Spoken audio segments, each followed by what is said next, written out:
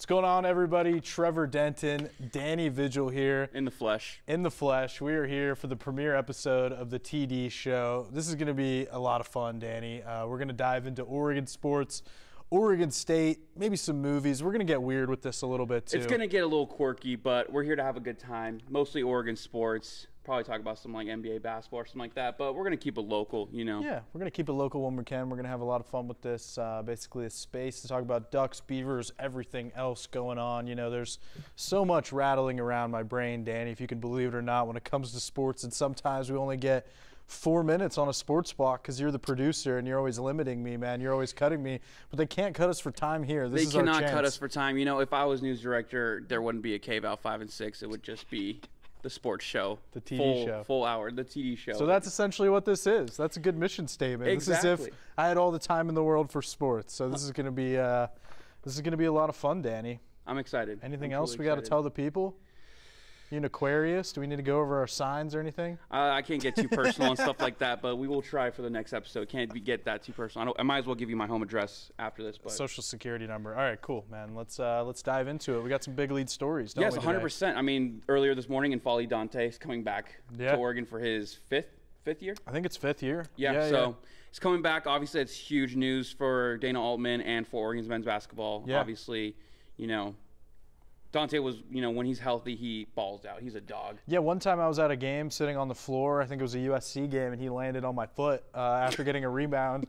And let me tell you, I felt all 7-1 of him. He is a force of nature. My foot is still throbbing to this day. But now that's a big update for Oregon men's basketball, getting him back. He was an all Pac-12 performer last year. I think he was really the bright spot. And Dana Altman often kind of pointed to him being one of the hardest workers on the team, which seems to be a problem lately for Oregon men's basketball. They don't have that dog mentality. It seems like Dana doesn't think they're in the gym enough, you know? Yeah, I think that's what the problem was. And I think with this next year, I mean, we got guys like Dante, Biddle coming back. Yeah. They're going to definitely bring that dog mentality, you know, really hungry for it. I mean, we got guys like Mookie Cook coming in, Stells. Donald's All-American. Exactly. And we got Shellstad coming in from Westland. I mean, we got a good group for 2023. Yeah, I think it is a much improved group. They need those dogs. I was talking to Jackson Shellstad at the Nike Hoop Summit a couple of weeks ago up in Portland, and you know, kind of asking him what he thinks he can do to kind of turn this thing around.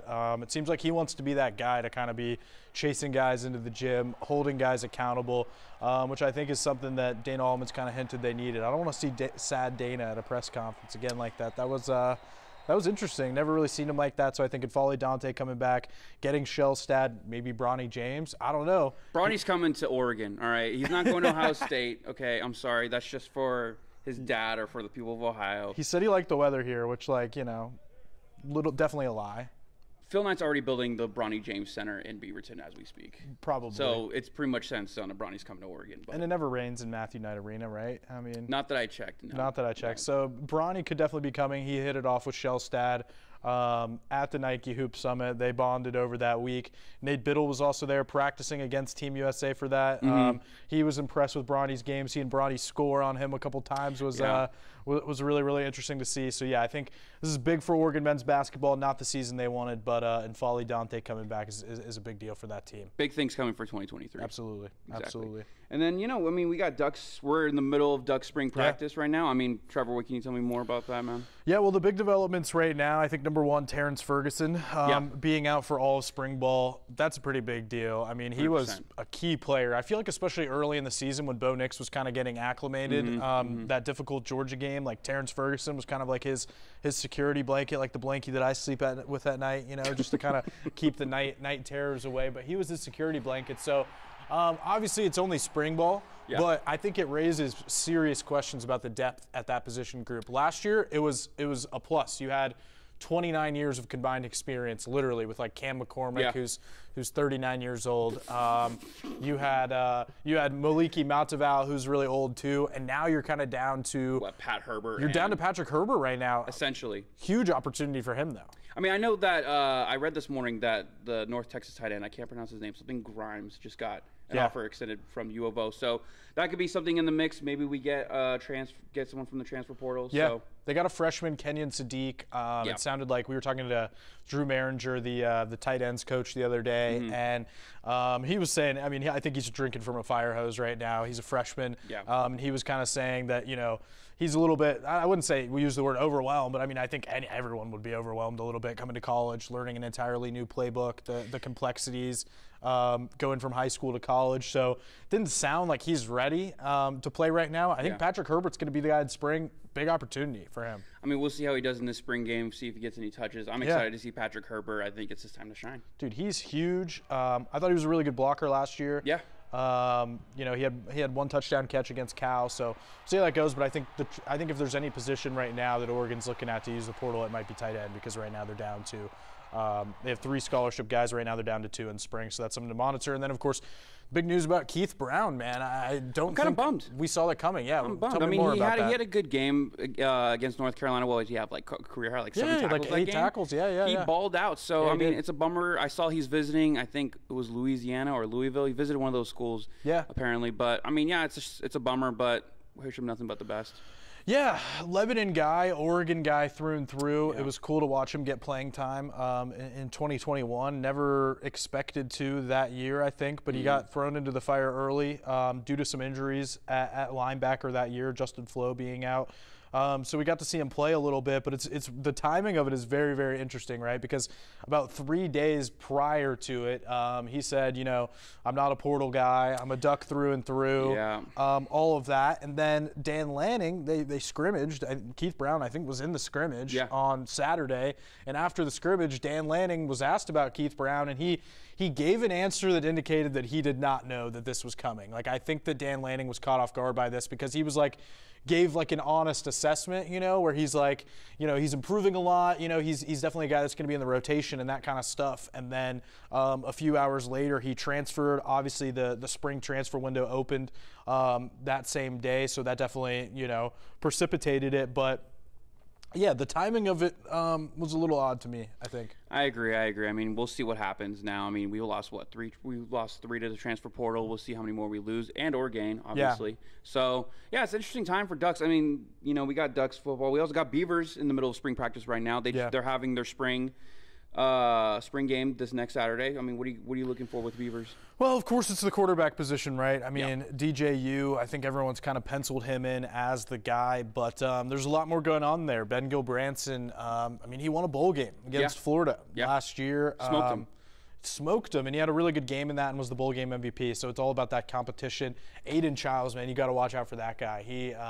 He can sling it. He has a really good kind of energy and vibe to him as a freshman. So I'm interested to see how much of a competition it really is. I'm excited to watch all those guys, hoping to be there in Corvallis on Saturday and kind of see how it goes. Also want to see the linebacker position. Omar Spates, speaking of the transfer portal, off to LSU, big SEC offer. So it's like, how do they replace the production there at inside linebacker? But it's gonna be interesting. I mean, I think Oregon State, their schedule sets up very nicely. Another 10-win season. I don't know about 10 wins. I need to dive further into that as the offseason goes on. But the bones of the roster are still there. Like, that's the thing that's really been beneficial to them, is they've kept kind of the same foundation this entire time. These past few years, they're going to have 3 offensive linemen back. I think Ducks fans always kind of underestimate the Beavers. They don't want it to be real, but I'm like, this team's for real. No, this team is for real. And you know what? I'm a biased. I graduated from U of O. I'm a biased Ducks fan. Full disclosure over there. Full disclosure, I will be biased through and through. But I am rooting for Oregon State. I mean, they've always been seen as like the little brother, especially with the Oregon State rivalry. But I am excited. It was fun seeing them win all these games this last year. I was rooting for them when we weren't playing them, obviously. Yeah. And I'm excited for what they do this next year. Yeah, they've beaten Oregon 2 of the last 3 years. Exactly. I'm excited to see how their spring showcase goes. They do it a little differently, not really like a set game format, more of like a glorified practice. They're not going to give too much away, but that quarterback competition is fascinating. I'm going to put you on the spot. Can you pronounce DJU's last name? You're going to have to. Uyunglele. That was pretty good. Uyunglele. Yeah, that was there. You were missing like one syllable. You go Uyunglele. So Uyunglele. That was pretty good, you know. But you got to know it, man. You got to know it. We got Mateo. That's interesting too. But back to Oregon, he can play some tight end. He played a lot of tight end in high school. So Mateo Uiagalelei, 5-star defensive end. Obviously, that's where he's going to be playing the most. But could we see him? I don't think they'll give it away in the spring game. But seeing him go back to tight end, where he played a little bit at St. John Bosco. Yeah. His dad tweeted that. Did he really? His dad tweeted that. He's like, put my son in there. So why not? Let's see it happen. Let's see it happen, Lanning. And maybe just with you know, a lot of the D linemen coming back, maybe Mateo's more needed on offense this year. So that's something to look after. There we go. I'm excited. There we go. What's the next topic for me, Danny? Oh, Beavers, and then we got Oregon baseball. Let's go talk about baseball for a second now. Dude, I feel like Oregon and Oregon State are getting hot at the right time. Oregon had a better start to the year, but man, what a series victory over number 7 Stanford. Like, they kind of took it to them. Yeah. I mean, Jay Stofall, complete game. Back-to-back pitcher of the week for the Pac-12. Back-to-back. I mean, that's pretty good. Their pitching was a problem kind of early in the season, but now he's really come on. They shut them out one game and then had 3 home runs and an 8-1 win in game 2. Got out to a 4-0 lead. I was there yesterday. You know, I got a real problem, Danny. I keep showing up a little too late to games. Don't reveal it to anybody. I didn't have to go. It was kind of like more of a, I just wanted to see it. Fashionably late. I was fashionably late, missed 2 home runs, so we got to work on that. Second half of the season, I got to get into midseason for him, Danny, because I pulled up, Bryce Betcher hit a home run. I'm like, well, dang it. It's not about how you start, it's how you finish. You know, I think they're heating up at the right time. What a series win for Oregon. Oregon State taking it to my USC Trojans. Full disclosure, I went to USC. USC was one of the hottest teams in the Pac-12. You know, Big Ten in future. You know, going to be going up against Purdue pretty soon. But Rutgers, you know, that's going to be such a classic rivalry. Rutgers and USC going toe-to-toe. I mean, that is the stuff of legends. But, yeah, I really think both these teams are heating up at the right time. Oregon State, uncharacteristic 7-8 start to conference play entering this weekend. I mean, we just don't see that. Guys were kind of fighting in the dugout a little bit on this team. Yeah, there's tension because it's like they're kind of like, you know, they're a blue blood of college baseball. Like, they've won rings. Like, they're kind of like what LSU is, or maybe not quite Alabama, but like an LSU maybe tier, an Ohio State type tier for college baseball. So it's like you get off to a 7-8 start in conference play, as you would say, the heads get frustrated, you know? Heads are getting frustrated. Tensions are getting filled. Tensions were getting high. I don't think they were having fun. That's all kind of changed. They just swept number 21 USC. So, like, heads are coming together. Heads are coming together. You know what I mean, Danny? I know exactly what you mean. Not only that, but then Oregon State, softball. Let's go to softball. Yeah, big weekends for both. I think all 4 of the teams are kind of playing better at the right time. Oregon State softball, you know, I don't think they're much of a threat in the Pac-12 or anything. They have a losing record, but it was very cool moment on Sunday. Frankie Hamoudi, legend over there, hit her 53rd career home run. That's a school record. Very cool to see that. And her reaction afterwards was really cool. I was getting a little worried because I know it was windy today.